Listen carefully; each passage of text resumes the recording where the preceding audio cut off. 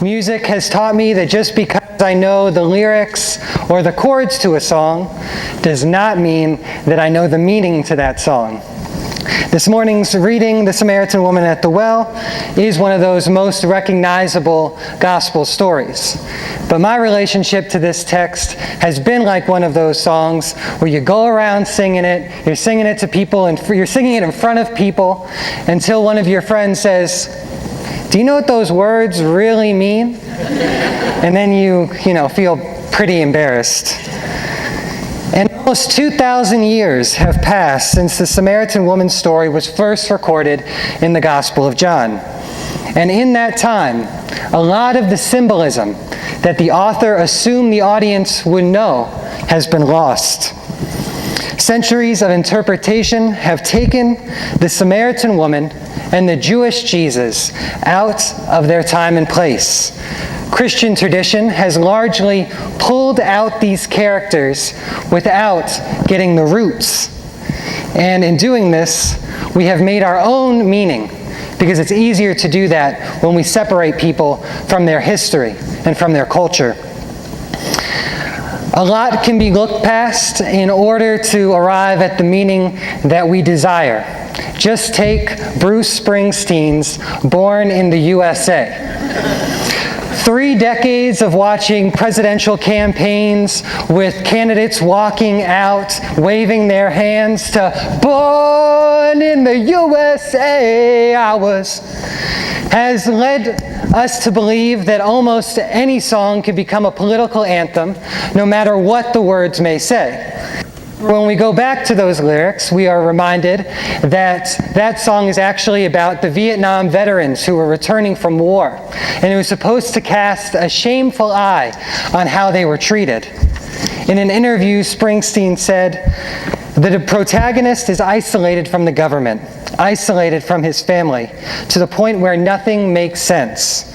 The use or misuse of Born in the USA has led music critic Greil Marcus to say, "The song is a tribute to the fact that we hear what we want to hear."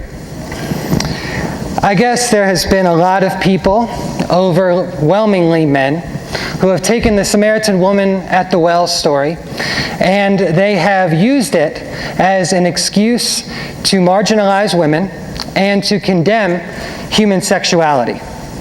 But again, when we go back to the roots of this story, when we incorporate the history of the people of Samaria and the people of Judea, we find living water in those roots.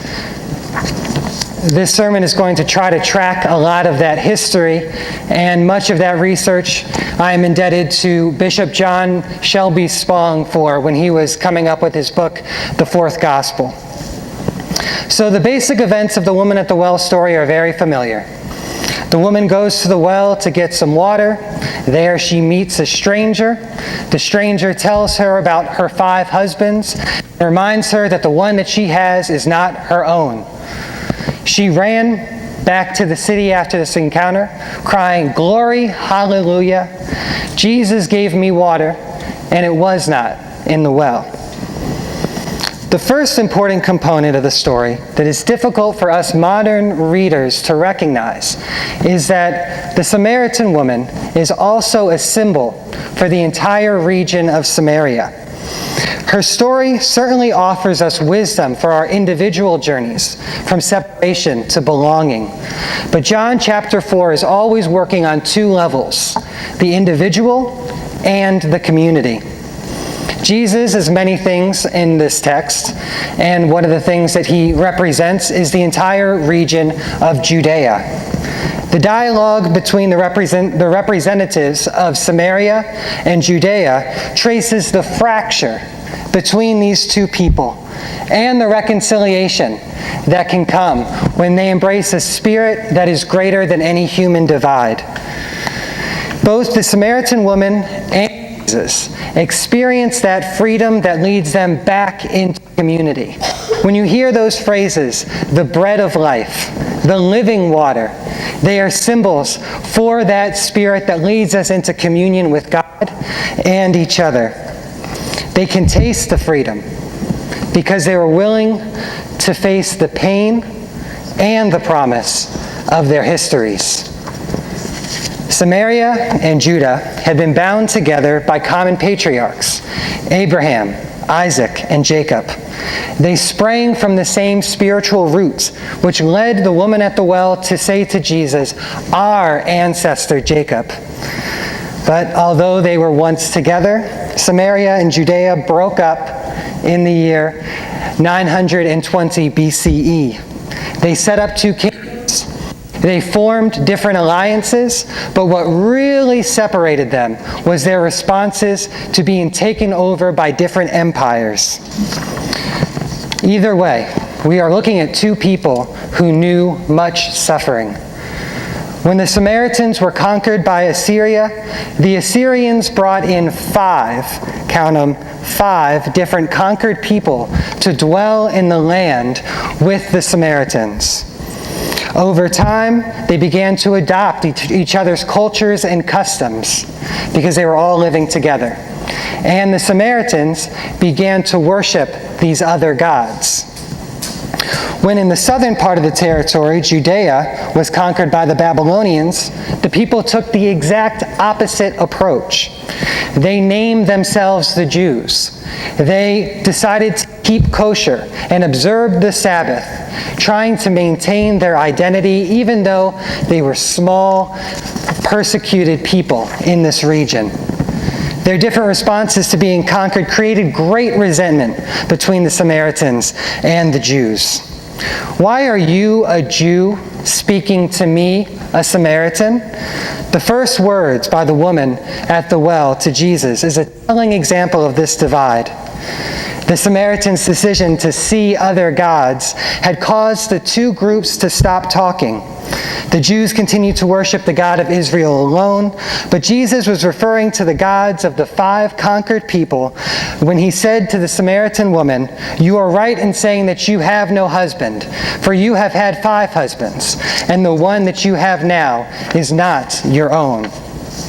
All of those metaphorical husbands are the gods that can divide people. They are an example of the dry wells that do not satisfy. When a religion becomes an exclusive club that's more interested in casting out than welcoming in, it's a dry well. Because it has lost the essential message, which is that nothing in our history, nothing at all, can separate us from the love of God. In Jesus, a divine consciousness emerges that reflects a spirit of truth that is forever larger than the man-made boxes that we try to contain it in. After the woman at the well declares him a prophet, Jesus says, "The hour is coming when you will worship the Father neither on a mountain, where the Samaritans worshipped, or in Jerusalem, where the Jews worship. Because these kinds of divides are what separates us from the Spirit and the truth that is in and around all of creation." But there are other waterless pits that are a little bit more resonant with us today. Addiction, an attitude, even a relationship can be a waterless pit that demands much, but always runs dry. One of the most beautiful parts of the story is that it seems that looking in all the wrong places, the waterless pit has led the Samaritan woman to encounter Jesus and become free. Like a labyrinth, all the twists and turns eventually lead us back to the heart of God. A long and complicated journey can be the very vehicle that brings us into that living water of belonging. The Samaritan woman's history had caused her to hide from others.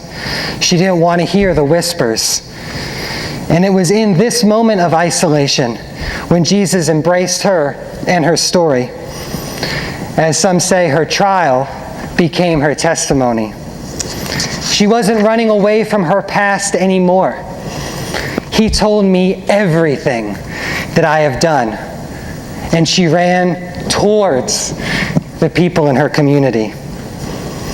Unless we face our past, both as individuals and as groups of people, We are trapped in a history that we don't understand. And until we understand it, we cannot be released from it. Thank you, James Baldwin. This story tells us that even in our discouragement, even in our shame, God does not leave us. Indeed, God is waiting to meet us in those places too. The Samaritan woman and the Jewish Jesus go back to their common root in order to arrive at their places of pain and find the living water of acceptance and understanding there. Remember the first words that Jesus said to the living water? That's a nice slip. The first words that Jesus says to the woman are, "Give me water." When I first heard that, I thought, man, that is super off-putting. But when you go a little deeper into the text, you realize that in those words we have one final symbol between the Samaritans and the Jews. The biblical patriarchs, Isaac, Esau, and even Moses, all met their partners at the well. When Isaac sent his servant to look for a wife at the well, he told him to say the words, "Give me water," to the woman he found. If she gave him water and she offered to water the camels too, then she was the one.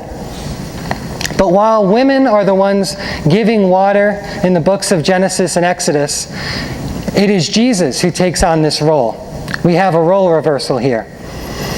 The story takes a Jewish male and offers water to a Samaritan woman.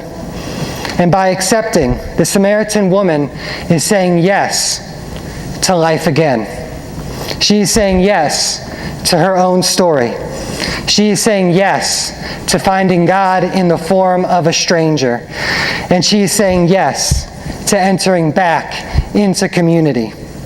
Dropping her bucket at the well, she embraces a spring of water that is gushing up inside of her, and she says yes to passing it on. She runs back to her people to offer them love and acceptance because she has come to know this love and this acceptance. As we leave FCC, I pray that we too can say yes to the person that God created all of us to be, even with our complicated histories, even with our pain.